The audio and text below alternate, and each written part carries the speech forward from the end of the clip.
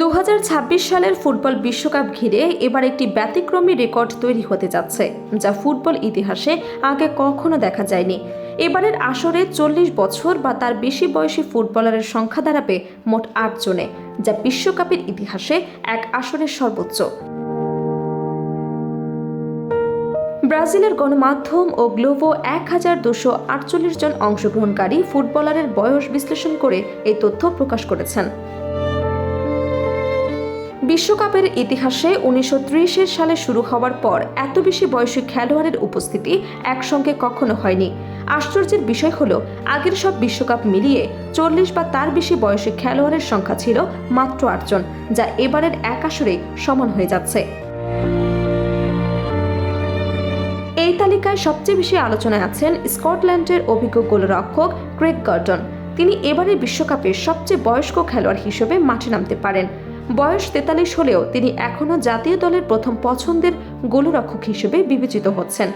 যদি তিনি মাঠে নামেন, তাহলে 2018 বিশ্বকাপের মিশরের গোলরক্ষক হিসাম আল হাদারির গড়া সবচেয়ে বয়স্ক খেলোয়াড়ের রেকর্ড ভেঙে দিতে পারেন, যিনি 45 বছর 161 দিন বয়সে খেলেছিলেন। এবারের তালিকায় শুধু গর্ডনই নন, আছেন আরও অনেক পরিচিত ও অভিজ্ঞ তারকা। তাদের মধ্যে অন্যতম পর্তুগালের মহাতারকা ক্রিস্টিয়ানো রোনালদো, যিনি 41 বছর বয়সেও বিশ্বকাপে অংশ নিয়ে শিরোপার স্বপ্ন দেখেছেন।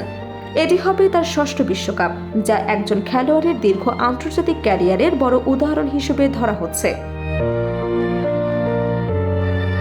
একইভাবে ষষ্ঠ বিশ্বকাপে অংশ নিতে যাচ্ছে মেক্সিকোর অভিজ্ঞ গোলরক্ষক গিয়ার্মো ওচোয়া।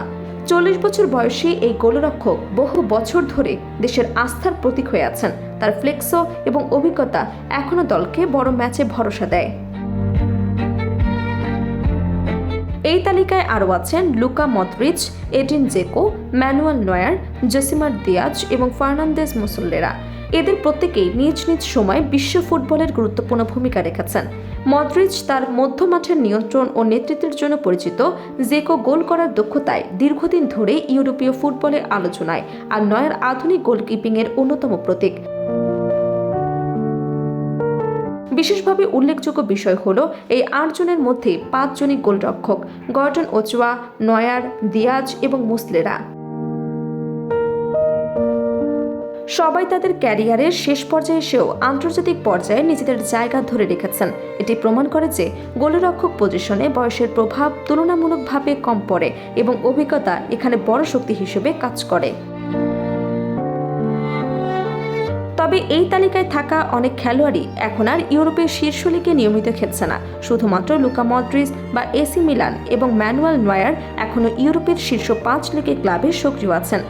বাকি অনেকেই তুলনামূলক কম প্রতিযোগিতামূলক লিগে খেলছেন, কিন্তু জাতীয় দলের হয়ে অভিজ্ঞতার কারণে এখনও গুরুত্বপূর্ণ ভূমিকা পালন করছেন।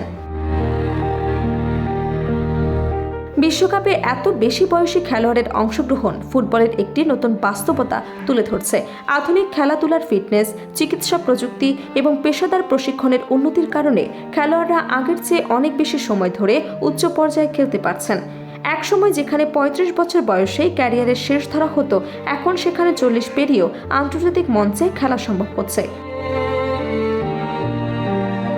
সব মিলিয়ে 2026 বিশ্বকাপ শুধু নতুন প্রজন্মের প্রতিভা নয়, বরং অভিজ্ঞ তারকাদের শেষ বড় মঞ্চ হিসেবেও ইতিহাসে জায়গা করে নিতে যাচ্ছে। এই বুড়ো তারকারাই তাদের অভিজ্ঞতা দিয়ে এবারে বিশ্বকাপকে আরও রোমাঞ্চকর ও অনন্য করে তুলবেন, এমনটাই প্রত্যাশা ফুটবল প্রেমীদের।